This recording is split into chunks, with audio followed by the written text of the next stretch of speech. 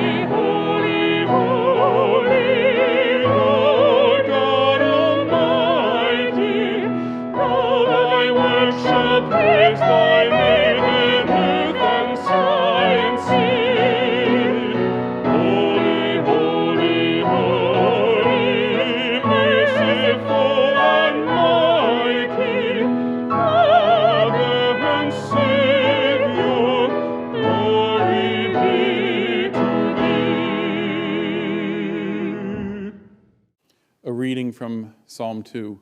Why do the nations conspire, and the people plot in vain?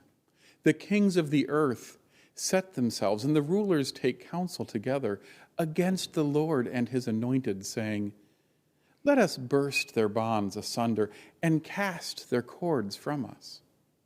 He who sits in heavens laughs. The Lord has them in derision. Then he will speak to them in his wrath and terrify them in his fury, saying, I have set my king on Zion, my holy hill.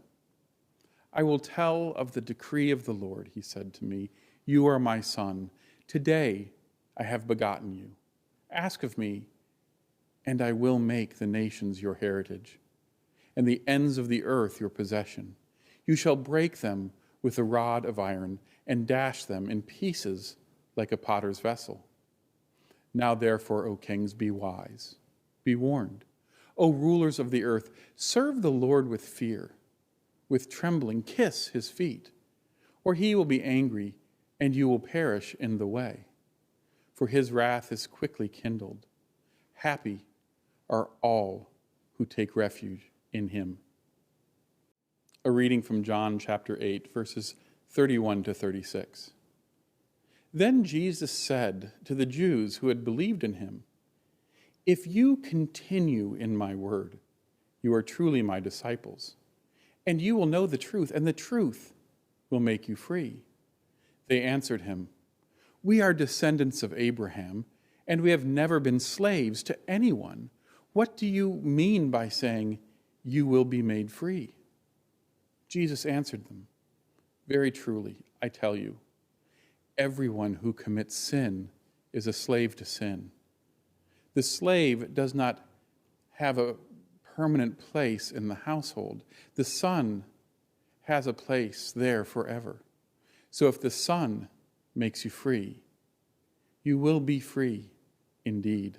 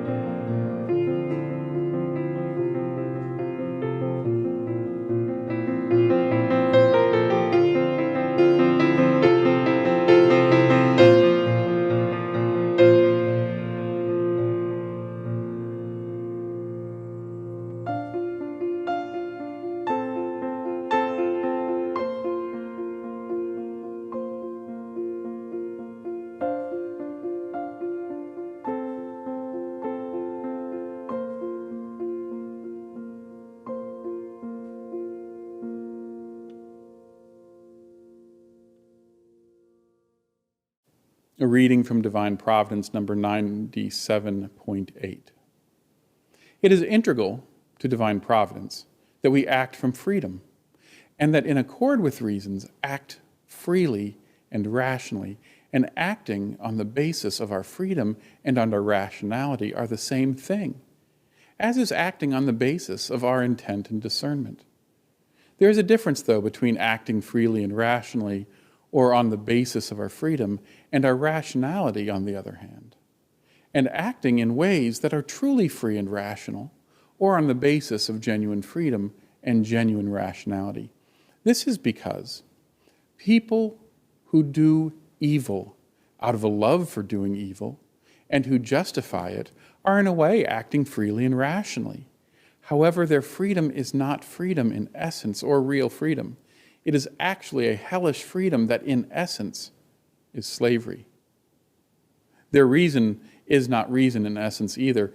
It is imitation of reason, or distorted reason, or a facade made up of some rationalizations.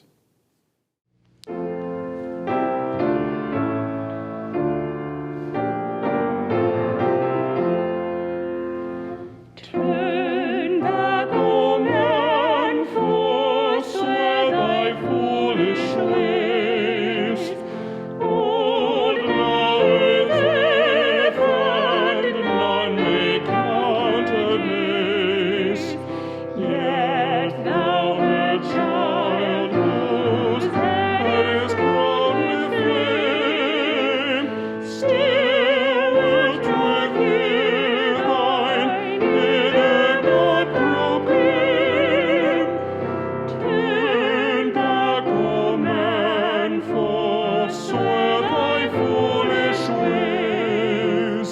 Earth might be fair and all men glad and wise. Age after age their tragic empires rise, built while they dream, and in that dreaming weep. Would man but wake from out his haunted sleep, earth might be fair and all men glad and wise. Earth shall be fair and all her people one, nor till that hush shall God's whole will be done. Now, even now, once more from earth to sky, peaceful enjoyments, old undaunted cry. Earth shall be fair and all her folk be one. Memorial Day is a day wherein we celebrate those who have lost their lives in performance of their duties, members of the military. And we've celebrated this holiday, even though we used to call it Decoration Day, since the 1860s, 1866, 1867, somewhere in that area. And it only became the last Monday of May when the federal government passed the Uniform Monday Holiday Act of 1971. Now, it went into effect in 1971, but they voted on it in 1968, but that doesn't matter. For many during that time, they wanted to shift the holiday from the 30th of May to being the Monday because it just made it easier. People got a 3-day weekend. It was an unofficial start of the summer. In fact, at that time, many veterans associations were very upset about the move from the 30th of May because it cheapened the holiday, in their opinion. It made it so the primary point was a 3-day weekend and not the lives of our veterans who we lost in combat or in service. When I think about it, there's something to that. That nowadays, Memorial Day is the day that we think of as the beaches opening and being able to go out and do the summer things. And very few people sit down and really contemplate, even though in the year 2000 our government has told us that at 3 o'clock on Memorial Day, we are supposed to pause whatever we are doing and contemplate those who have given their life for our country. But let's be honest, at 3 o'clock, very few people are doing that. It is impossible for us to celebrate this holiday without a deeper understanding, I think, of what our troops were fighting for. Because it's so easy to look past historical events when we are disconnected from what the reality was. It is commonly understood that they were fighting from freedom. In each of our wars, the soldiers who fought felt that they were fighting for the soul of the nation, whether it was in the 20th century or in the 19th century. But what does that mean? What does it mean to fight for freedom? Freedom is different than chaos or anarchy. So often freedom is defined as the ability to do whatever you want, but we know that that's not what we have. We know that freedom is actually constrained to some degree. So freedom becomes a very confusing concept. What is it? Classically, freedom is having free will and being without undue or unjust constraints or enslavement. And it is an idea closely tied with the concept of liberty. The key concept in this definition is unjust constraints. An unjust constraint is us being stopped from doing something even though it doesn't hurt anyone else, but because someone in power makes that decision for us. In religious circles, freedom is also understood to be the release of a person from the bondage of evil or hell. John Locke, a political philosopher, has said, "Thus, freedom is not, as Robert Filmer defines it, a liberty for everyone to do what he likes, to live as he pleases, and not to be tied by any laws." And Locke continues, "Freedom is constrained by laws in both the state of nature and political society. Freedom of nature is to be under no other restraint but the law of nature. Freedom of people under government is to be under no restraint apart from understanding rules to live by that are common to everyone in society and made by the lawmaking power established in it." What John Locke was saying is that nature has rules. We call those rules physics. Nature cannot operate apart from the order of how it works.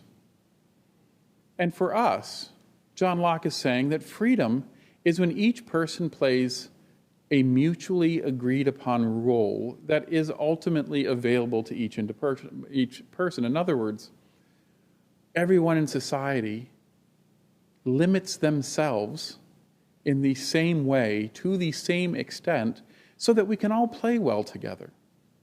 While one can argue that in our present circumstance, this ideal is not real. We all live in a society where equal access does not exist.